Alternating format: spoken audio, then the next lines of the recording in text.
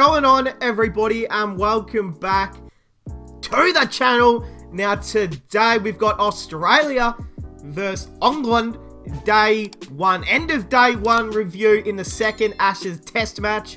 Of course, if you've been living under a rock, Australia are 1-0 up in the series, and now we've got day one of the day-night test match in Adelaide is done. Australia winning the toss. Steve Smith, the captain of Australia once again.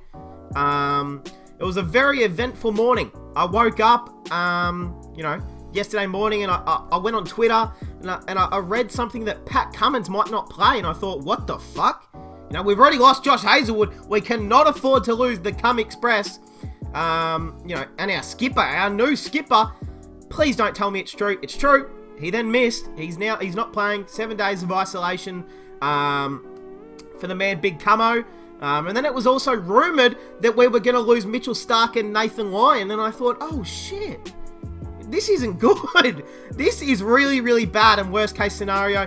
Thankfully, Mitchell Starc and Nathan Lyon were sitting outside. They were in the same restaurant as Pat Cummins, but they were sitting outside when Cummins was sitting inside with New South Wales cricketer Harry Conway. I'm sure some people know who Harry Conway is.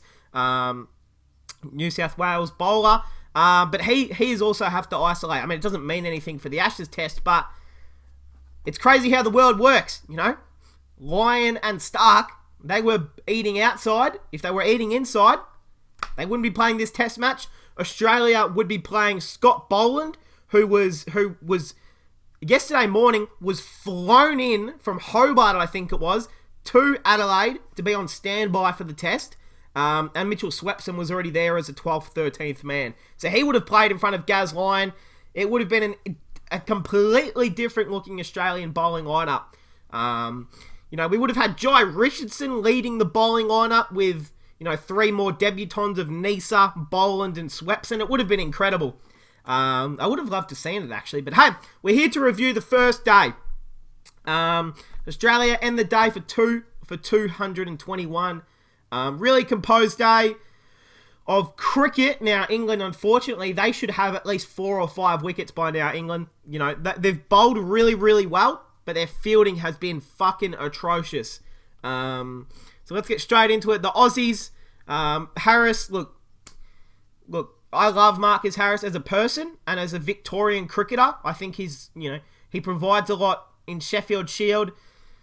He's still young enough, so where this isn't the end of his international career by any means, but I think for now, this is probably the end of Marcus Harris for Test cricket, just for a year or two, unless we bat the second innings and Marcus Harris makes at least 50. If Marcus Harris doesn't make a 50 plus in the second innings, then he can go. If he makes 50, I'd give him another Test match. I know he's been really, really poor. And that shot he went out with was fucking just horrible. Such a bad shot. It's a bouncer that's going down leg side in your upper ribs, shoulder area, and you decide to have no footwork and play a pull shot. 8 overs into the test match as an opener, and you decide to play it with no footwork at all, and you hit it straight, near first, second slip. Joe's Butler does a Superman and bloody goes and grabs that. Look, I would have caught that as well. But, it was a good catch. I'll give him that. David Warner. David, man. David! How are you going to do this again? Out for 95. Of course, in the first test match, was out for 94, I think it was. Threw away his century in the first game. Second game here, same story. He just got too eager. He hit a boundary to get into the 90s. And then I thought, all right, now just chill the fuck out, David. You're going to get 100. You've batted so well. One of the best innings I've seen from Warner in years. And then next ball, cut shot on the offside, straight down Stuart Broad's goddamn throat. I mean, come on. Come on, David. You're better than that. You're better than that. Obviously, he'd be devastated. He'd be so upset. He batted so well. It was a great knock. But he deserved 100. He deserved 100 so bad. Unfortunately, not to be. And, hopefully he doesn't let it get him down, and he can bounce back he'll score a century. I think he'll find his way to score a century at least some point in this series, hopefully. He deserves it. All right, Marnus Labuschagne, not out at the end of day's play, 95 off, let me tell you this, 95 of 275 deliveries. This is the most composed, slowest, just focused batting innings we've ever seen from Marnus Labuschagne.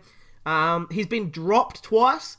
He's had about 30 plays and misses at the ball. You know, that ball, especially with the new ball, it was swinging a lot at the under lights there.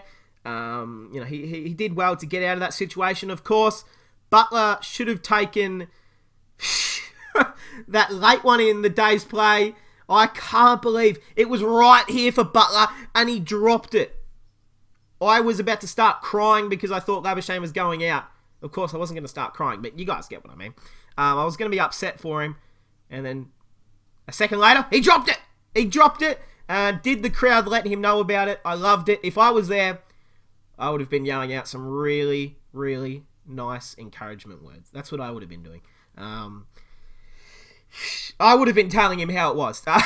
Steve Smith also not out at the end of day's play. The skipper, 18 off 71, 2 fours. Look, he had to do that smudge. He knew that he was coming in at a really dangerous part of the day's play. You know, the last innings of the day, you know, you just have to survive. You're not in there to make, 50, 100. You're not in there to rotate the strike and make plenty of runs. In the last innings, under lights, you just need to stay out there and survive. He did that, put 18 on the board, 71 deliveries. Really class from Steve Smith. And gee, doesn't he look like a natural captain? I'm so happy for Steve that he's able to be out there captaining once again. Now, of course, this will not remain. I've seen people on Twitter and people messaging me saying Steve Smith should be the automatic captain from now on. Pat Cummins should be moved back to vice captain. Hell no. No.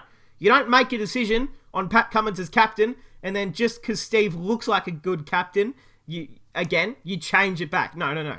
Cummins is our captain. He's our leader. He's the skip. Steve Smith is a great vice captain. But he's a great fill-in captain, of course. I mean, he's got years and years of experience as skipper. And I'm really happy for him. But no, we don't hesitate. We don't jump to conclusions. Pat Cummins is our captain, and that's how I want it to be. But yeah, that's the end of day's play. The bowlers, Broad takes a wicket. Ben Stokes takes a wicket. Alan DeGeneres, aka Joe Root, has bowled 11 overs. Economy of 3.36. So he's the second most expensive bowler in the lineup at the moment. I mean, he got a bit of movement out there late in the day, and I think Nathan Lyon's going to love that, seeing a bit of bounce and a bit of spin out there. But I think England has missed a big opportunity of playing a spinner. I wouldn't have played Jack Leach, but I would have played maybe someone like Dom Bess. And they've got another spinner on the tour with them. I can't remember who it is, but they've got, I think, this red-headed guy who spins as well. I mean, Dawid Malan can bowl a bit of leg spin. He's not bowling, so, I thought spin would have played a more prevalent role. There's so much bounce out there. Why would you not want to play a lot more spin? Especially considering England were like 12 overs behind the over rate as well. So they're going to get penalised again if they don't hurry the fuck up on day 2. So I thought, a spinner would have definitely helped that.